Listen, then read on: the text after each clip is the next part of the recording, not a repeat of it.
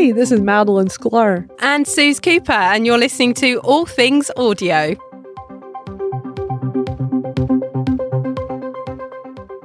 Let's start from the top, Madeline. We're going to start with Twitter Spaces, as always. Elon has appeared on Twitter Spaces again since we last spoke. Madeline, did you catch this at all? I listened to a little bit of the replay, but I just didn't listen to the whole thing. I just haven't had a chance yet. But I was thrilled to know that he got on Spaces talking about the new things with Twitter, with the algorithm. So love that he did that. And it's been a while, right, since he had spoken in one?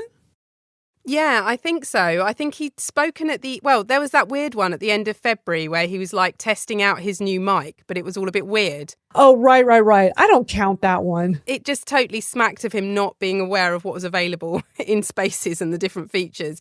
So yeah, they were sort of playing with the voice changer and talking about emojis and testing his mic. But prior to that, it was actually last year, December the 23rd, I think was the one that he did before that.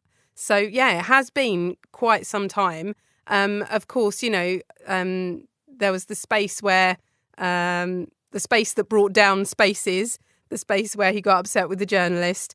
And so I feel like he's been kind of biding his time getting back on there, because it feels like every time he's on there, there's sort of something chaotic happens. But yeah, he spoke last Friday. As you say, it was about the algorithm going open source. And I think really from our point of view, the fact that he's appeared on Spaces, we're obviously going to mention it because it's Elon actually using the social audio feature right here on Twitter. But one of the things that we were most interested in was to hear about him suggesting about this auto unmute. So basically some of the speakers within the space struggled or appeared to struggle to unmute when they were invited to speak. And during a rather long pause waiting for somebody to come to the mic, Elon said something along the lines of, note to self, note to engineers, perhaps we should consider having an automatic unmute once you've given someone the mic. I mean, what do you think of that, Madeline, as a feature? Yeah, I'm trying to understand. Does he mean, I thought I read somewhere that it said to let the host unmute the person. I mean, because I'm not quite understanding, like, do they mean that when you become a speaker in a space that because we know it automatically mutes you, but it's going to just keep you unmuted? Yeah, I'd kind of understood it to mean that you would literally come up and be unmuted and ready to speak.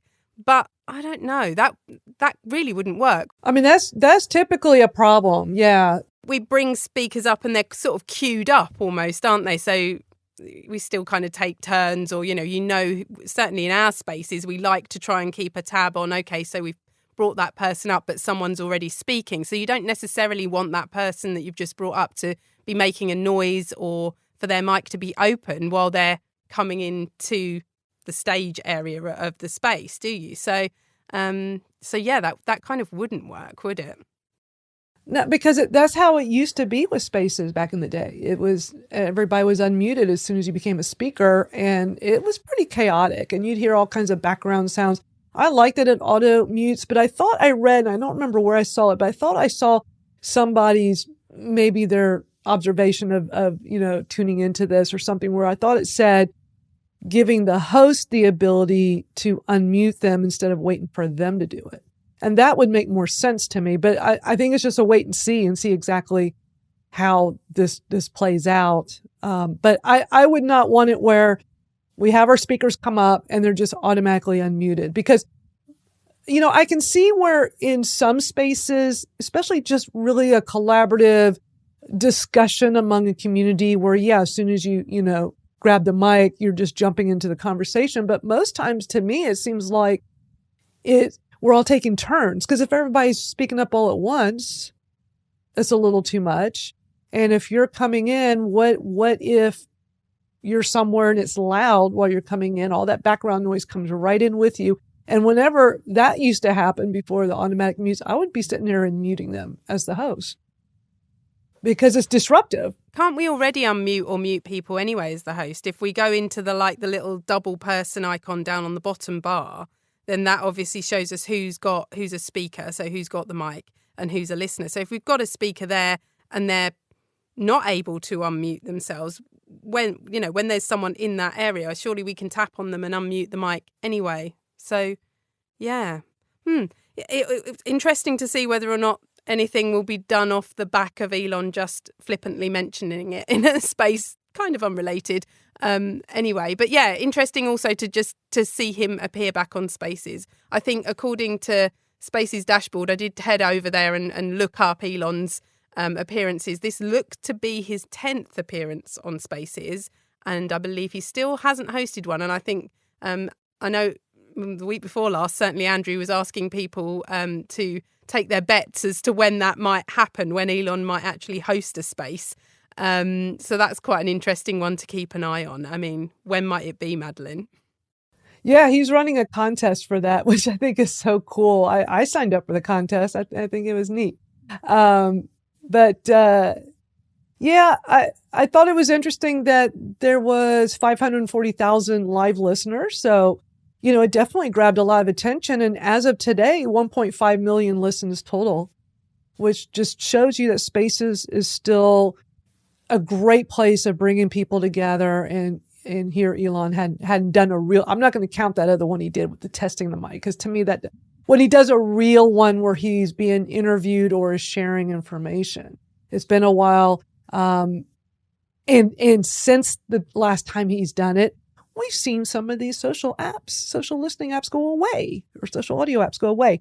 And I know we have some of that to report on today as well. But, if anybody thinks social audio is dying or Spaces is dying, I mean, I think we can still see through all of this that it's still very much alive and not going anywhere. Yeah, I think so. I mean, it's still attracting people to Spaces, isn't it, when he speaks?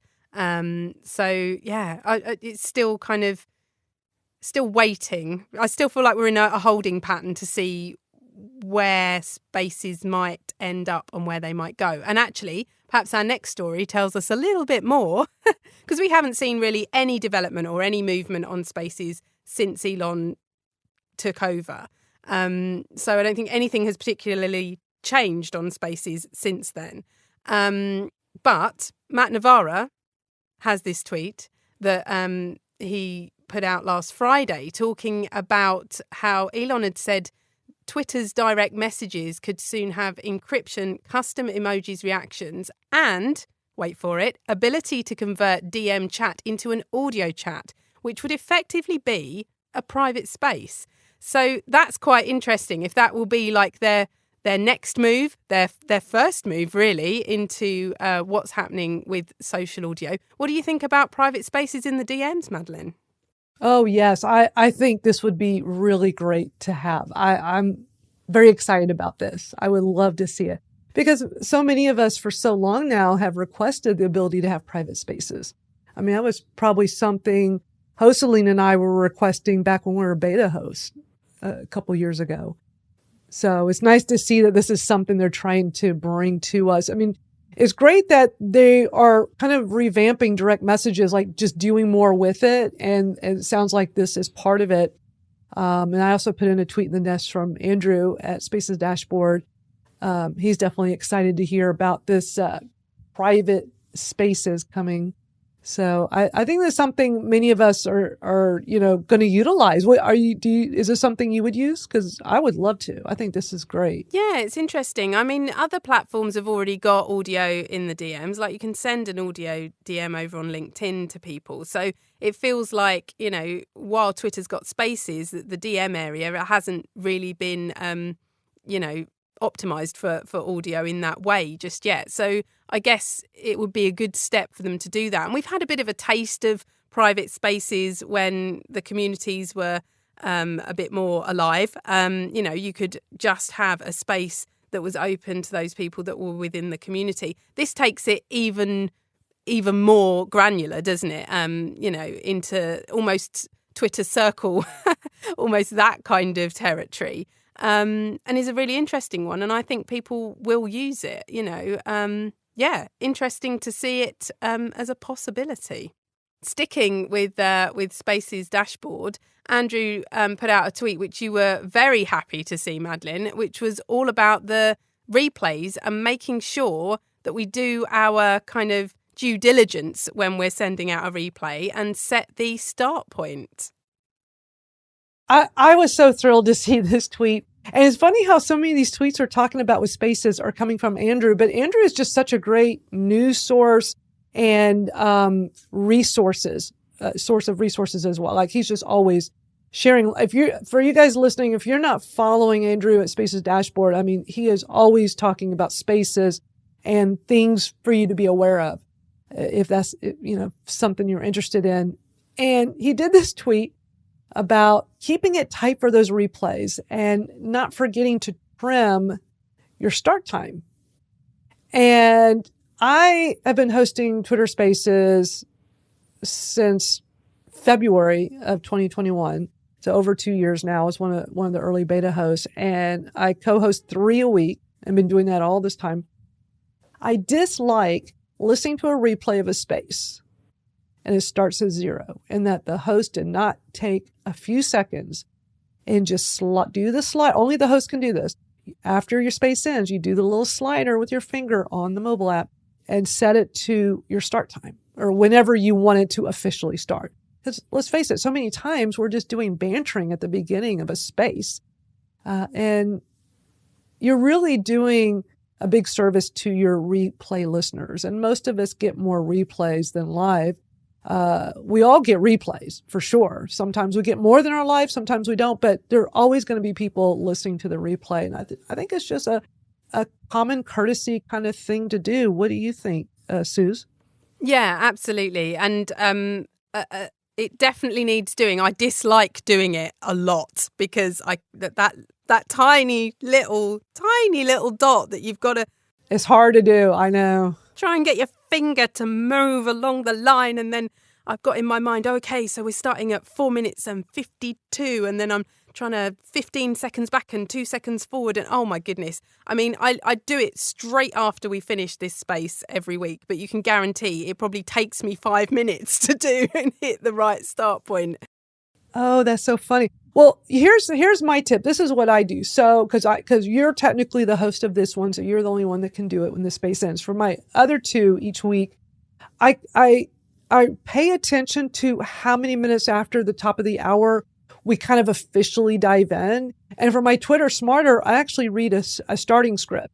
So we kind of banter and sometimes we talk about a few things. And then when I'm ready to officially start the interview, I look to see what time am I doing that. So as soon as and it just takes like a second, like, let me just jot down the time. Like, okay, we're really starting officially 12 minutes into the hour. So then when we're done, I go into the replay and I do the slider and I kind of go to how many minutes we were in. And I find that perfect spot to start and save it as that and done. So that's been the quickest, easiest way, is just while you're starting your space, kind of mentally thinking about when would you want it to officially start. I know that's a lot to ask. I mean, that's some serious multitasking. I'm sure George is laughing because he knows I'm so good at multitasking. So it's pretty easy for me to do, but just keep paper and pen nearby and just real quickly when you're ready to start, just look at the time, jot it down. So at least you have an idea of the ballpark of when you're starting. And that's absolutely fantastic tip. An organization probably isn't my issue. Fat fingers definitely is. It's more the fact that the tiny dot is just so tiny on my screen that I just can't get it to stop in the right place. Yeah, I wish they would fix that. It's a good feature to have, and I think seeing as it's there and seeing as we're given the opportunity to allow our listeners to dive straight into the juicy content and get the value from the moment that they hit play, why wouldn't you do it? So yeah, absolutely. Anyone that's recording their spaces here on Twitter, just make sure you are setting that start point right where the good stuff starts for your listeners. Yeah, you want to make it easier for the listeners to listen to the replay. If you have it at 0, they don't know when it really starts. And if they hear a lot of bantering, it goes on for several minutes, they'll probably just turn it off, because how many people, if I'm listening to one, like the Elon Musk one, it did start at 0. And I'm like, oh gosh, forward. I'm like, do I even want to do this? I don't even know where it officially starts. It's frustrating. So I think you're just doing the best service to those replay listeners by setting a starting point. So thank you to Andrew for doing this tweet, because I was like, yes, we need more reminders like that. We certainly do. And we've got more thanks for Andrew, because it is Andrew's Spaces dashboard that gives us the monthly stats on Twitter Spaces, which I definitely think we need to hear at this point in our social audio news space today, owing to the fact that I know what's coming up shortly regarding stats and listeners and users and platforms and things. But yes, right here on Spaces, Andrew has once again collated all the data for us to let us know how many spaces have been hosted during the month of March. There were 1,368,443 spaces that were hosted in March. There were 86,148,560 participants in those spaces. He says it comes to the equivalent of 250 years of original audio. I mean, it's mind-blowing every single month, but my word, what numbers. That is amazing. Those are some amazing stats. They certainly are. Mind is blown, for sure. Let's move on and talk about this next one, Madeline, which was something that you found really useful on Spaces dashboard, which is around kind of checking out who you're bringing up to the mic when you're in your space. Yeah, just another great informational tweet from Andrew that I was so glad I saw. I wanted to share it with you all because he makes this really great point. There are times when you're bringing up a speaker into the room and you don't know who they are. This is such a great idea. Just go over to Spaces dashboard real quick, type in their username, and you can see what spaces they have spoken in. And that can kind of help with some credibility from somebody you don't know, to see like, where is this person already spoken at? Because sometimes you're hosting a space, you're inviting listeners to come up, there's always a few that you kind of look at their profile and you go, it doesn't say much about them. They're not very active on Twitter. Are they just here to disrupt? And it's kind of nice to know that I could actually just take a moment, jump over to Spaces dashboard. Being Miss Multitasker here, I think I can do it. I don't know. We'll see. Might just be easier said than done. But it's something I'm going to try. Next time I see somebody that's like, I don't know about this person, I'm going to jump over to Spaces dashboard and do a quick search on them and see. And who knows, maybe it's somebody that's spoken in 100 spaces, and they all look like, related to the things we're talking about.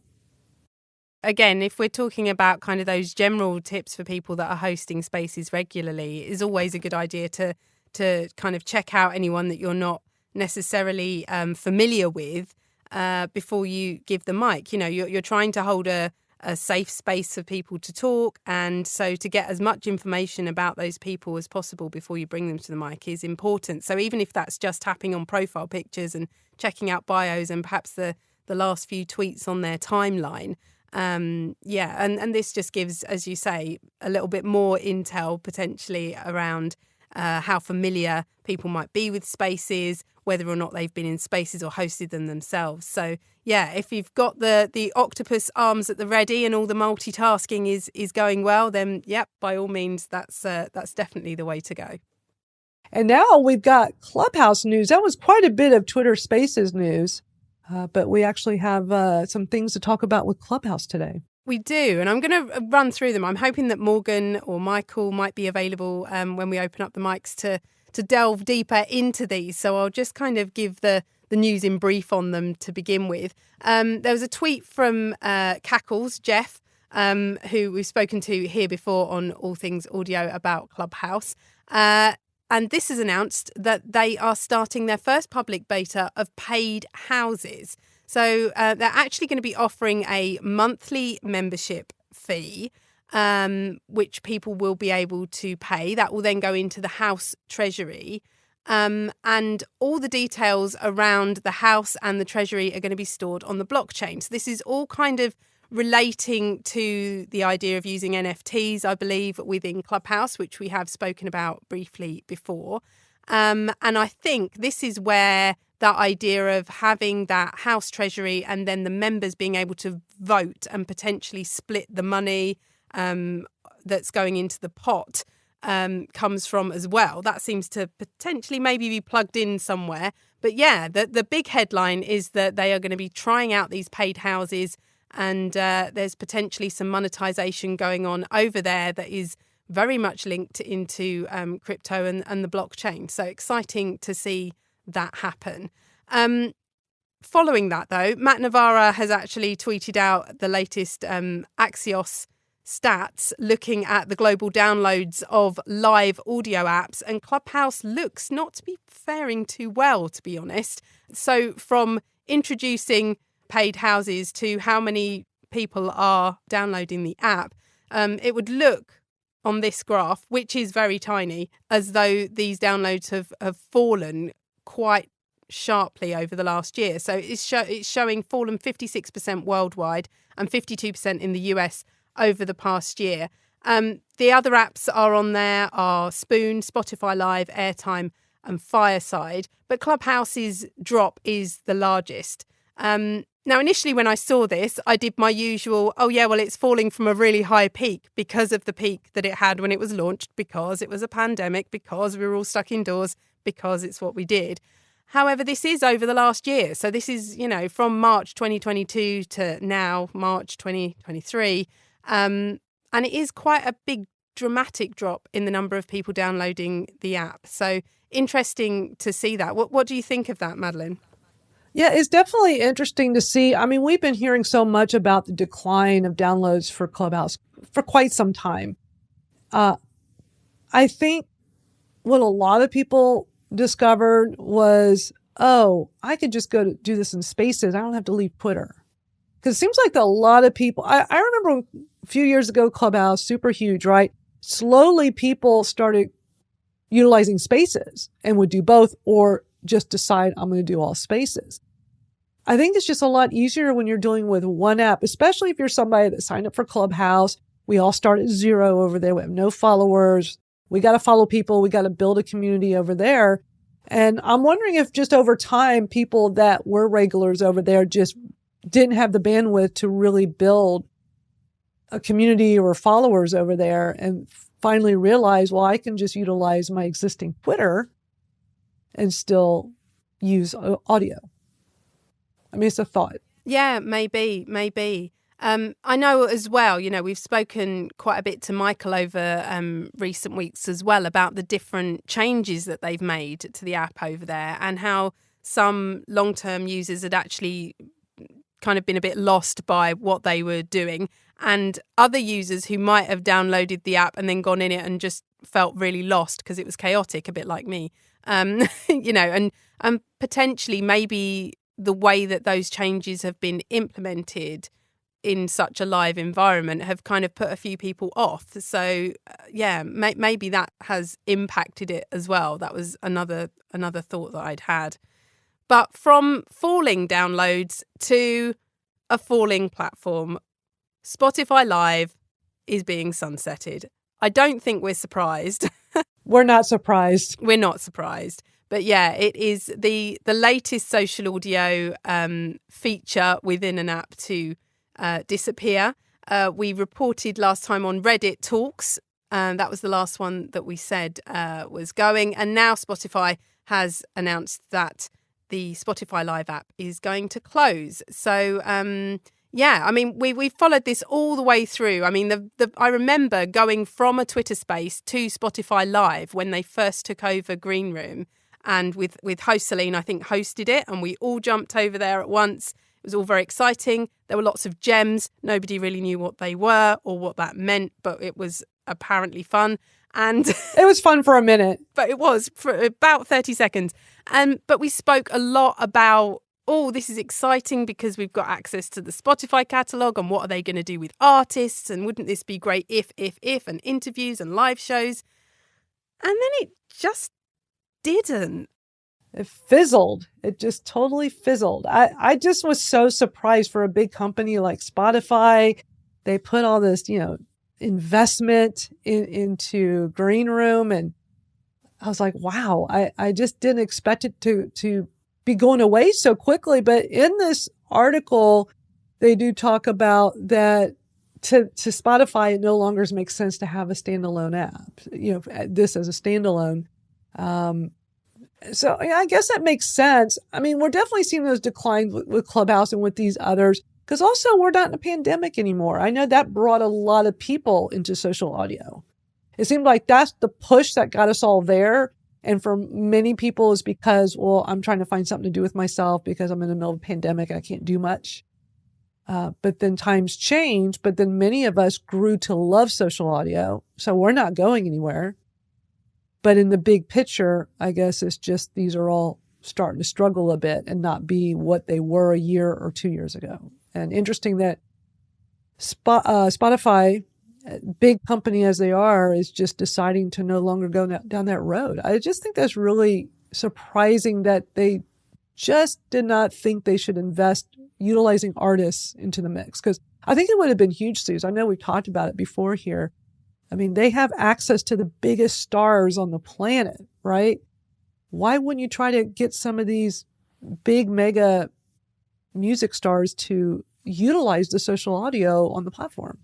Well, I think they're saying, like in this article from The Verge, they're sort of saying that they still see a future for this kind of fan and artist interaction within Spotify. They just don't see it happening in the app. And I know we did talk about the potential of there being like a premium tier on Spotify where you would be able to do sort of have a social audio type experience with an artist, totally hosted and led by Spotify, maybe ticketed, maybe paid for. They've got the tech to do it, and they will do it in the main app as opposed to doing it in the Spotify Live app separately and allowing, creators like you and I to spin up a social audio room over there on that separate app. So potentially, maybe they do still do that within the main Spotify app, but I don't see it being available to everyone, and it certainly won't be a place where creators can go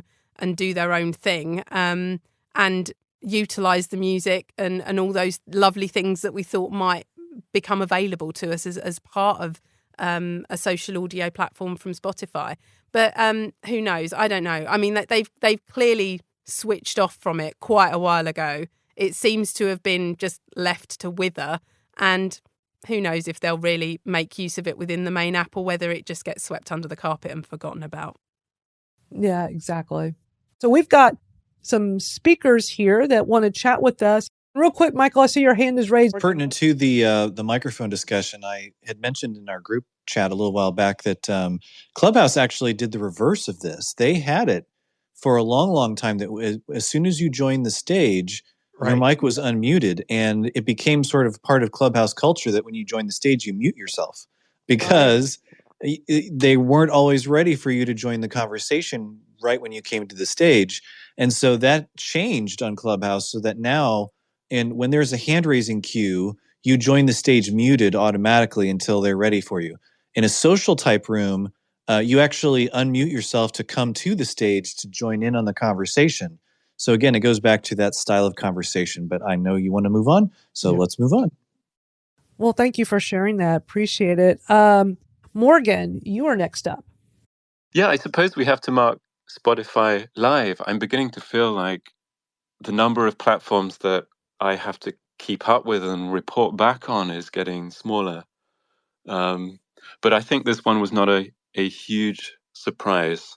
So I mentioned in the group chat, but for the room, the announcement for this comes suspiciously right on the 2-year anniversary of the acquisition closing when Spotify bought Betty Labs and Locker Room. So it looks really, to me, like there was a stipulation in the contract that the founders probably negotiated, which was Spotify has to keep this going for a minimum term of 2 years. And I think we all know that Spotify kind of checked out a while ago on this, and that 2 years have just expired. So the notice has been given. So that's the end of that story. Can you see them using it within the main app, though, Morgan? Do you see this as a closure of the standalone app, but potentially the technology still being incorporated in the main app? In some sense, yes. So we know that Spotify are trialing doing ticketed listening parties, which they talked about just before this closure. And this is, let's say you're a musician and you have a new album coming out, and you would get people together to listen to the premiere or the preview of it. But it's a much more niche case. So this isn't like talk shows exactly. And the other thing that we haven't seen over those 2 years is any real attempt to experiment with the features of the Spotify Live app, or to my eyes, build in any kind of like sharing of the back end there. So I suspect we would see small experiments done in the main app. The other thing that gives me pause for thought, which I don't want to be too sobered by, but Spotify is an audio app and has podcasts. So you would think that the audience for something like this might be quite good on Spotify, whereas over on Twitter, many people are here to tweet, and the usage behavior is very different. So you think there's a good fit with Spotify. But one of the few new things they ever added to Spotify Live as an app was the ability to cross-stream those exclusive shows in the main app. So they didn't really find an audience for that. People on the Spotify main app, and there's a lot of people there who love audio, weren't tuning in to these cross streams of the live shows. And I think that probably means to Spotify that this is not a huge priority right now. Why that is a question. We don't really have an answer to that. But I think my hunch is that this is not going to be, we're not going to see like a full huge investment in live audio generally by Spotify at the moment. Yeah, interesting. Miss Super Nerd, I see your hand raised there. Have you got something relevant to the Spotify story to add at this point? Sure do. So hi everybody. Hey Madeline. So I like to break social audio apps. That's what I do in my downtime, like Batman. Hey Suze. So when all of these apps rolled out, Fireside, Green Room, Fanbase, I think there was like 36 that I had on my phone at one time that I was testing. I made a point to not only test the app in every form of functionality, but I made a point to find developers and product managers with each platform.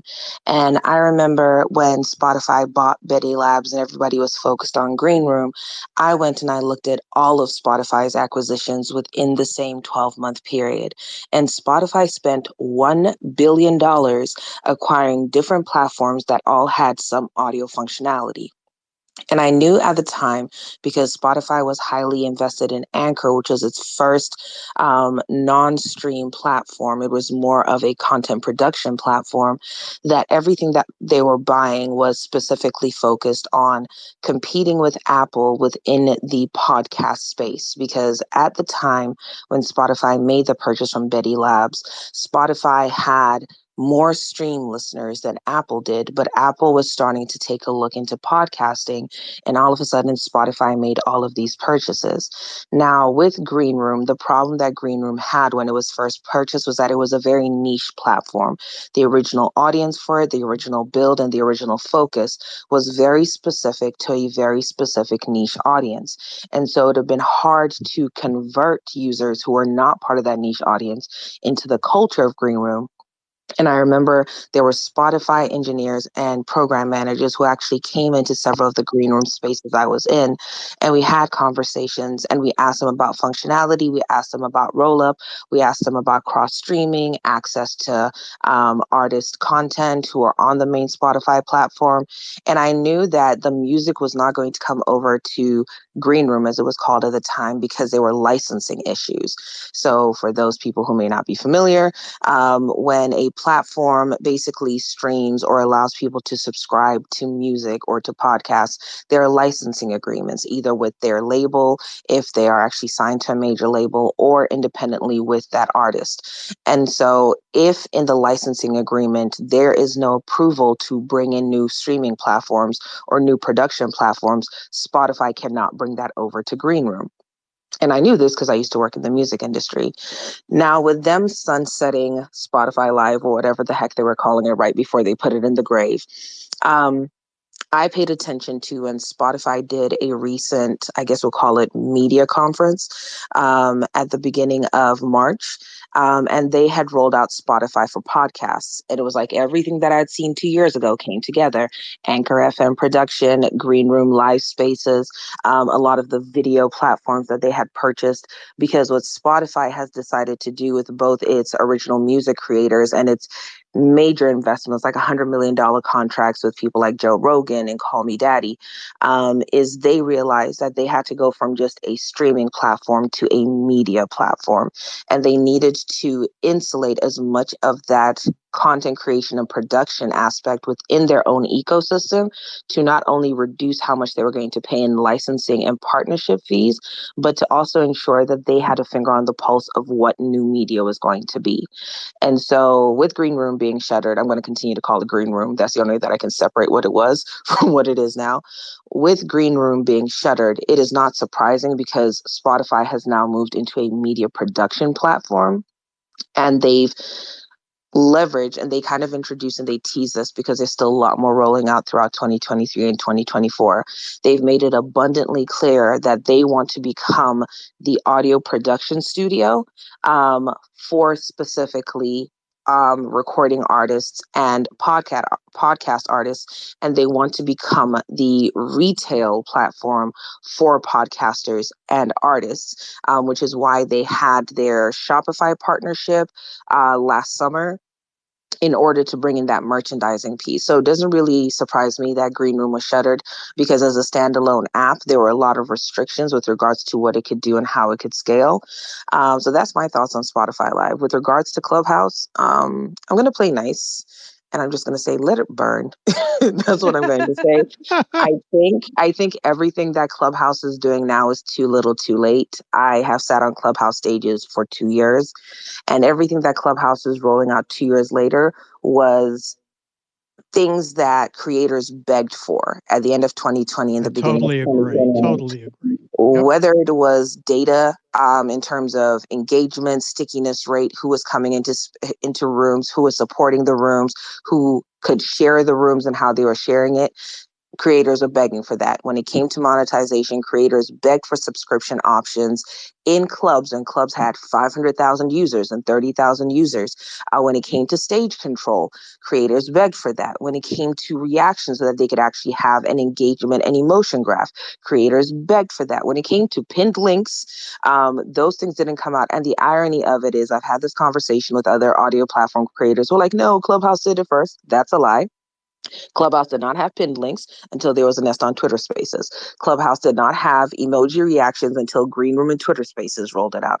Clubhouse did not have back channel nor chat until Twitter Spaces and Green Room had it. Clubhouse did not have recording until Twitter Spaces had replays, Green Room had replays, and Fireside had replays. Clubhouse never discussed potential podcast production and how people could use that audio until Fireside came out. Twitter said you can download your own replays, and Green Room said, hey, here's Anchor.fm, start using it, get familiar with it. You could launch the next $100 million podcast. So everything with Clubhouse, listen, 36 apps and counting. Everything with Clubhouse is unfortunately the death of what could have been the Tyrannosaurus Rex of social audio, because when they first came out, they were an apex predator. There was nobody as big as them. There was nobody as innovative as them. And then they got very comfortable. Can I ask, what's your 15-second bottom line prediction? For Clubhouse, they probably won't make it past the end of 2020. No, I mean, I'm sorry, I was too vague. Social audio in general. My 15-second prediction is that in order for social audio to remain relevant, it needs to provide creators with the tools necessary in-house, and it needs to create clear monetization options that not only allow group monetization, but individual monetization. Well said. Yeah, thank you for coming on here and sharing all that information. Wow, that's great take on things.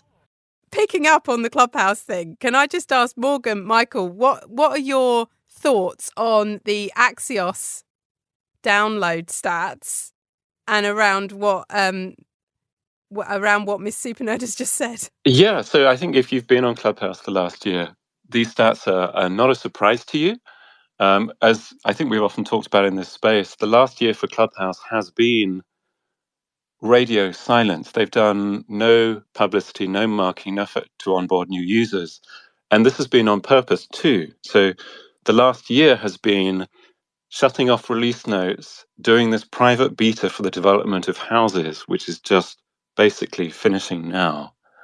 And Clubhouse has been re-architecting itself. Now, this is never said out loud, but one of my readings of this is the platform is undergoing this major transition, and they really haven't wanted to do a push on attracting new users to an old legacy architecture. That they want to get to the position where all of this is redone. You no longer have clubs, you just have houses, you have a much more simplified UX, you have much better ways of taking the new user and giving them a great experience straight away, of matching them to groups they might be interested in. All of this has been the ongoing work to build that out. But you don't start to really do a push on new users and downloads until that is done. In the last couple of weeks, I think, certainly the last month, Clubhouse has made 2 key hires. So for that entire last year, there was no marketing function for Clubhouse, not even product marketing. In November, they hired a contractor to do product marketing, consulting around the subscription houses project that they were beginning to plan out. In the last few weeks, they hired a head of communications who redid Tinder's relaunch for Gen Z and also worked at Netflix before that. So this is a big headline hire. I don't think anyone's mentioned this yet. The other one is they hired their first head of product marketing, which is former Instagram, worked on Reels. So Clubhouse are coming up to a relaunch period after this year of rebuilding. Whether it will work, we'll see. But one detail I would mention is that the thought that Clubhouse have been resting comfortable is very far from what I've been seeing. What I've been seeing is an engineering team that has been working incredibly hard, shipping twice a week. And as you've seen in the last few months, like the number of new product things that we've had to talk about is particularly high. So this is a company that is feeling that existential threat, but they know what they believe in now, and they are doing their very best to build it out. We'll see if it works, but I think it's too early to write that off. Michael, I see that hand.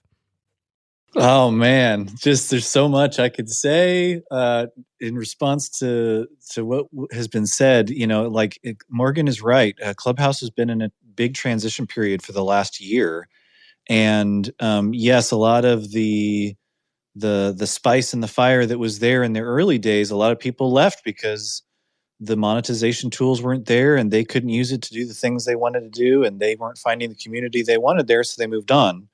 A lot of people did remain. And I think what you're going to see is this next year to 18 months, Clubhouse is going to sort of reemerge as, you know, a thing that people are talking about because, you know, but basically it's a platform where they built a boat and then everybody set off on a journey. Then they realized they were going to need a much bigger, more versatile boat. And everybody's been trying to sort of they've been building the big ship while we've all been cruising along, and now it's all time for us to get on over to the big ship. So I think Clubhouse's ultimate story is just getting started, and if it was in beta before, it's about to leave beta finally after 3 years. So yeah, I'll leave that there. Yeah, the closing thought on that is, I think you're absolutely right about creators and creator demands from 2021 and 2022. The thing to realize is that this is not the core of Clubhouse, that serving the creator in that sense, this broader creator economy thing, is not the root of Clubhouse. And what they're building for is communities and relationships. And that's quite a different thing. So that's what the re-architecture has been about. Now, creators still have a role in that, but it's not like they're bringing the things that creators asked for late. What they're doing is bringing a different set of things for a different set of customer. Yeah, and Miss Super Nerd, I see your hand raised. I'm going to be really quick about this. So I know that Madeline and Suze were on Clubhouse when the mayhem first began, and people were selling invites for $1,000 on eBay. Wildest thing I've ever seen in my life.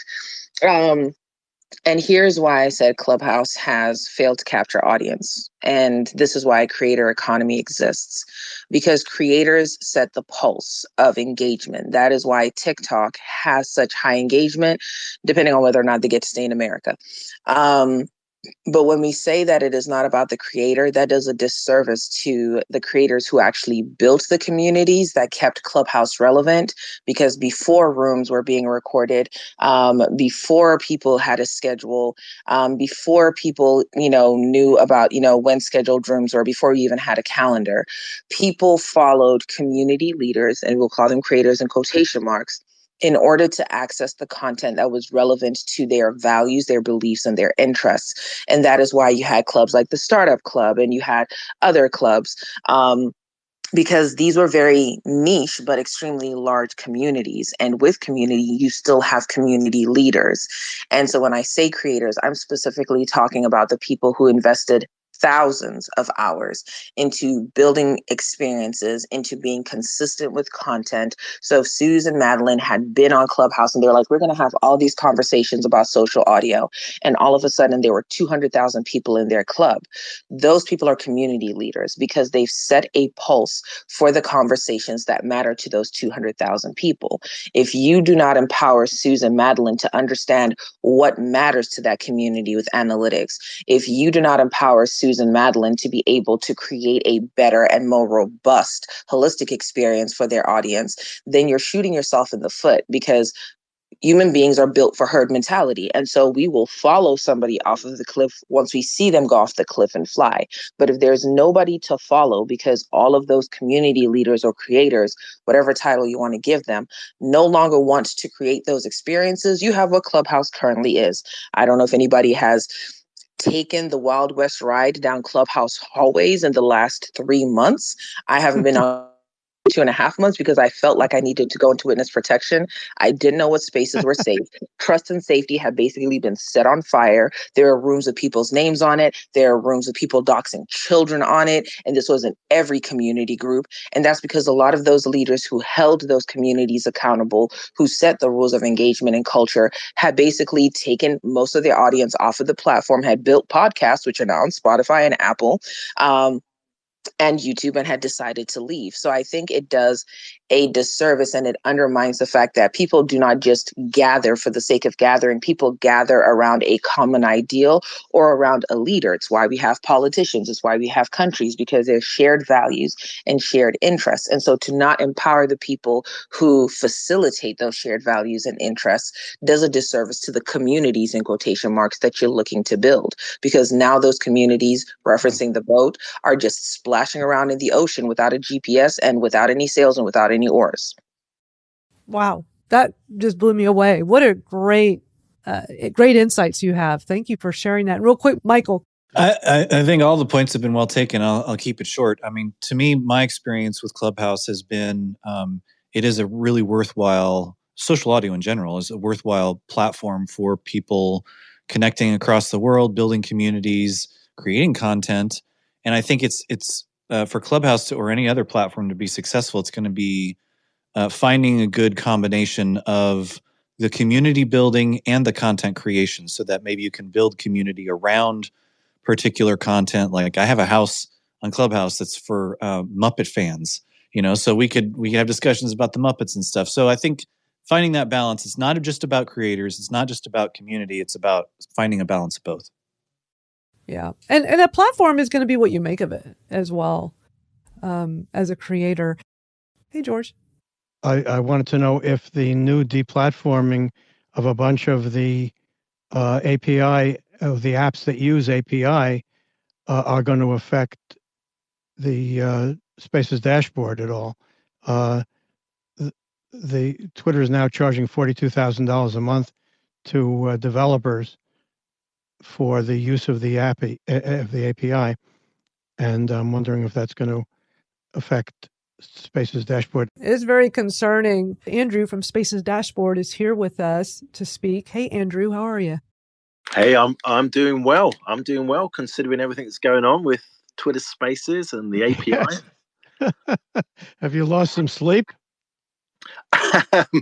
Yeah, there's been some very interesting conversations going over in Slack with other developers. And I think the biggest problem is people just don't know what's going on. The communication's gone. There's no one they can talk to. They can't even sign up if they want to pay for it, because the link that you get then links to a 404. It's just ridiculous. It's a mess. It's a mess. But Twitter's still running just fine. Just don't forget that. Twitter's running just great. Yeah. I mean, it's heartbreaking to hear some of the stories, and people, spend so much time building these apps, and then there's just no communication as to it's suddenly been turned off.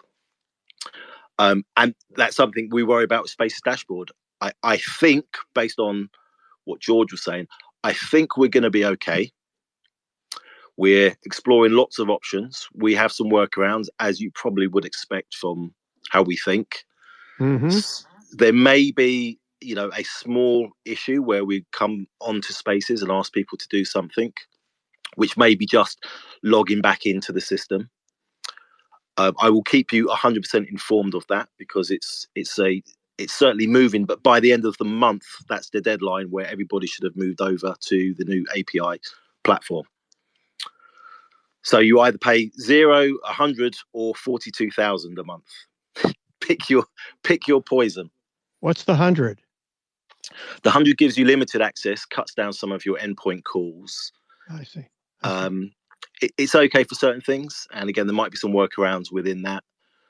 And zero, I presume, is if you're not making money off of it, or 0 is just very basic. I mean, it's almost pointless. Yeah. Okay, I see. Whether he changes his mind or not, I don't know. There's an open letter posted into it. We've got over 400 odd developers who've signed it. Obviously, just want to have a conversation on Twitter Spaces to speak to the Twitter dev and Elon and just say, look, is there any opportunity to either have another midpoint price point where people would be happy to pay and get closer to what we were already using? And it may change. As we all know, each week with Suze and Madeline, something else changes. The world flips. Hopefully Spaces Dashboard will still be going. We may well have to do certain things because we will lose some functionality. And that's something we can discuss with everybody once we get a better understanding of it. But I will keep you informed. Yeah, please keep us informed in your feed. Tell us about your open letter. I see Madeline beat me to it and has put the tweet in the nest. Yeah. So again, if you look on my account, Spaces Dashboard or Andrew Lyons, you can find it both from the followers. I'm just producing lots and lots of videos now just to try and engage and get someone from the team to speak to us. I got an interesting call on Friday as well with some people where we're trying to get Elon actually into the space. I really want to give away that £250 because he hosts his own Twitter space as well. But I wanted to pick up on some of the things you talked about in regards to trimming and being able to check who you invite up onto stage, because Twitter engineering, where Elon last spoke, had a very interesting thing happen.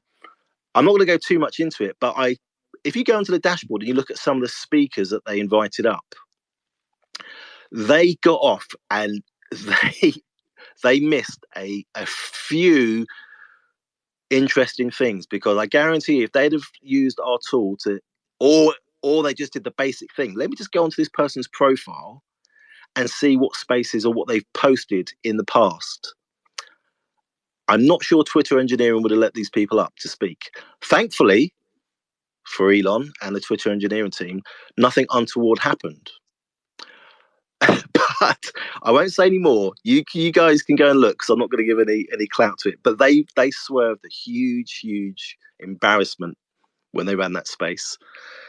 And of course, like you said, Marilyn, 3 minutes and I think 12 seconds before you get to the content, they haven't actually trimmed their own space. Yeah, thank you so much. Appreciate you spending time with us.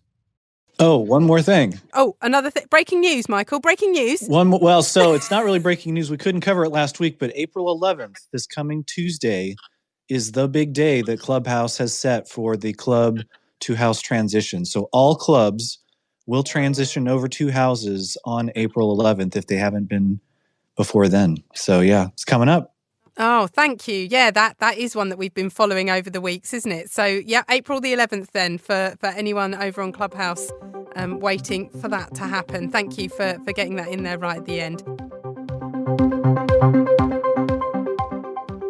Thank you to all of our speakers who came on and shared so much great stuff.